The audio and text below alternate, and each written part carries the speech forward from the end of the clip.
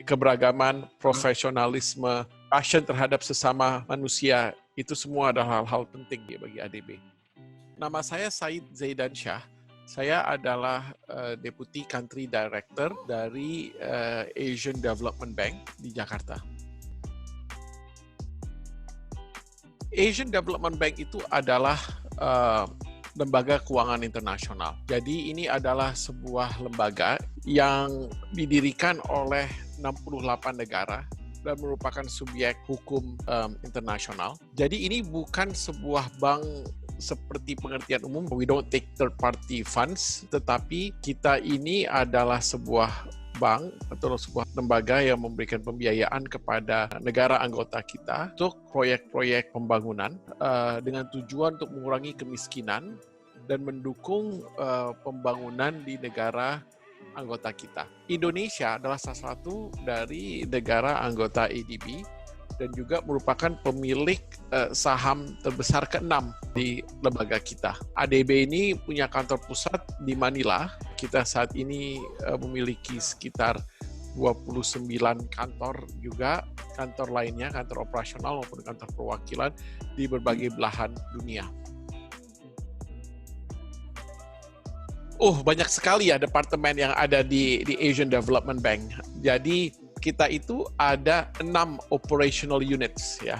Karena ini fokus kita kan bekerja di Asia dan Pasifik. Jadi ada regional department. Selain itu kita juga punya departemen private sector operational department. Jadi ini adalah departemen yang menangani proyek-proyek non-sovereign kita. Selain itu juga kita punya misalnya legal department, kita punya IT, kita punya banyak sekali lah gitu ya.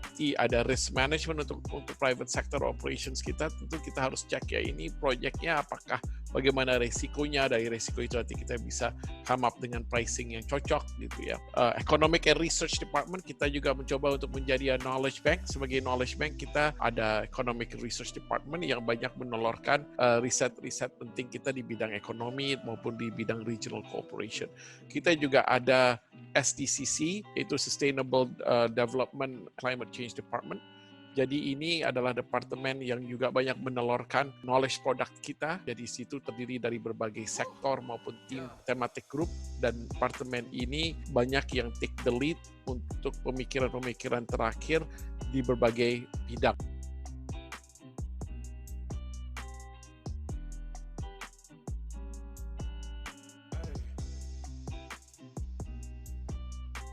Di departemen operasional seperti di Asia Tenggara ya, tempat saya located in that department, itu ada berbagai resident mission biasanya. Setiap departemen itu punya berbagai resident mission atau kantor perwakilan.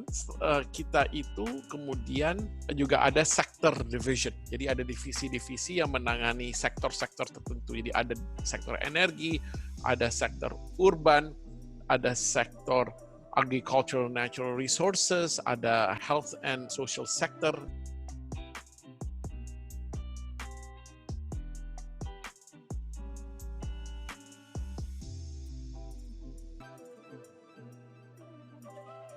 Ilmu ekonomi ini memang sebenarnya ya ilmu yang menurut saya cukup agile. Jadi bisa masuk ke berbagai departemen yang ada di ADB. Tidak ada satu departemen khusus gitu. Karena kita banyak sekali ekonom yang bekerja di berbagai sektor. Jadi tidak hanya sebagai economist di Economic and Research Department begitu. Saya pikir seorang economist itu cukup banyak ya kemungkinan tempat dia bekerja. Tetapi yang satu hal saya perlu sampaikan bahwa ADB itu biasanya tidak merekrut fresh graduate. Jadi, seorang yang memiliki gelar atau memiliki ilmu ekonomi harus ditambah dengan pengalaman kerja yang solid. Nah, dari pengalaman kerja yang solid itu akan terlihat cocoknya dia di bidang apa di organisasi seperti ADB. Kita ini ya juga merekrut namanya YP, Young Professional. Nah, untuk Young Professional itu biasanya umur maksimal 32 tahun. Tapi juga mungkin punya pengalaman kerja sekitar 5 tahun ya, punya international exposure lah, international experience 5 tahun. Biasanya lulusan S2 atau S3. Itu untuk yang professional. Jadi itu mungkin untuk yang katakanlah mulai dari awal, mulai dari benar-benar dari bawah gitu. Saya sendiri juga mulai sebagai YP, sebagai yang professional.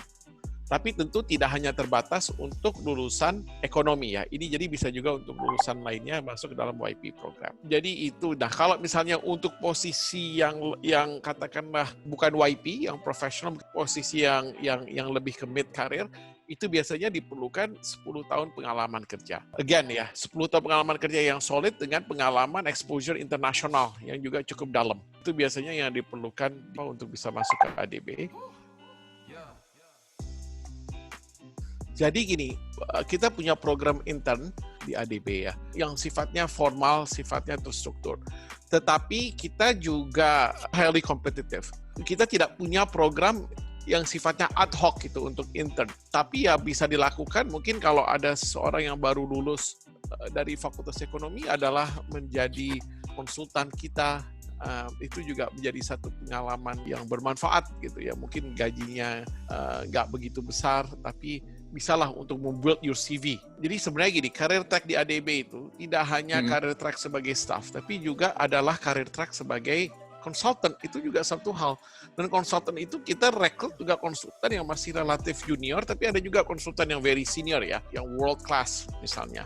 Tapi juga kadang-kadang untuk hal-hal tertentu di Indonesia kita juga perlu konsultan yang masih relatif muda, yang pintar, yang bright gitu ya, yang dari memang solid in his or her knowledge. Jadi banyaklah peluang-peluang lain ya, misalnya di luar menjadi staff di ADB atau ketika baru membangun karir ingin masuk mengetahui seperti apa organisasi ADB, opsinya tidak hanya internship tapi juga bisa sebagai konsultan. Saya ini melihat ya, IPK itu bukanlah satu faktor yang terlalu penting gitu ya. IPK itu penting. Tetapi ya kemampuan Anda untuk sukses itu ditentukan oleh banyak faktor. Jadi mungkin yang kita akan lihat adalah your knowledge, how well you know the subject matter, how well you know the sector. Kamu jadi konsultan, walaupun konsultan junior. Jadi kalau misalnya we going to hire you sebagai, kita akan mau rekrut sebagai konsultan bidang energi, seberapa jauh mengetahui sektor ini, seberapa jauh mengetahui key players di dalam sektor ini. Tentu kalau junior mungkin working level di ESDM, working level di PLN, working level di Geodipa misalnya. Seberapa jauh mengenal, seberapa jauh bisa berinteraksi dengan mereka, seberapa jauh memahami isu-isu apa saja yang mereka hadapi, seberapa jauh memahami isu-isu di bidang sektor energi. Tentu semakin tinggi senioritasnya, semakin tinggi kualifikasinya. Belajarlah dengan baik ilmu yang Anda geluti. Bangun jaringan yang juga baik. Jadi jangan hanya belajar dan belajar aja, tapi gunakanlah kesempatan. Apalagi kalau Anda dari Ekonomi UI, merupakan satu fakultas yang mana alumninya banyak sekali tokoh-tokoh hebat. Dan saya lihat ini trennya terus-menerus secara konstan. Jadi bergaullah dengan baik, berjejaringlah dengan baik. Jadilah orang yang terus-menerus mencoba untuk menggapai pengalaman, menggapai ilmu, dan bersosialisasi. Karena ketika kita berkarir, yang penting itu menurut saya tidak hanya knowledge ya, tapi attitude. Ada soft skills. Soft skills itu yang kadang-kadang orang suka lupa.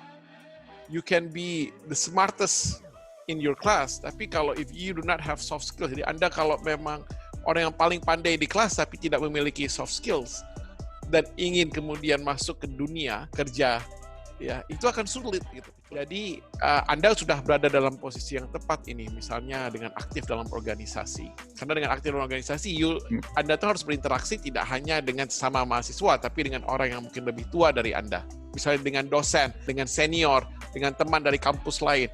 Itu kan membuat Anda harus berinteraksi dengan orang-orang dari berbagai latar belakang. Itu memberikan Anda sedikit gambaran tentang kehidupan, tentang dunia yang sebenarnya. Jadi it becomes a very useful launching pad for you as you embark in your career, as you embark in your journey, in your career journey, in your life journey.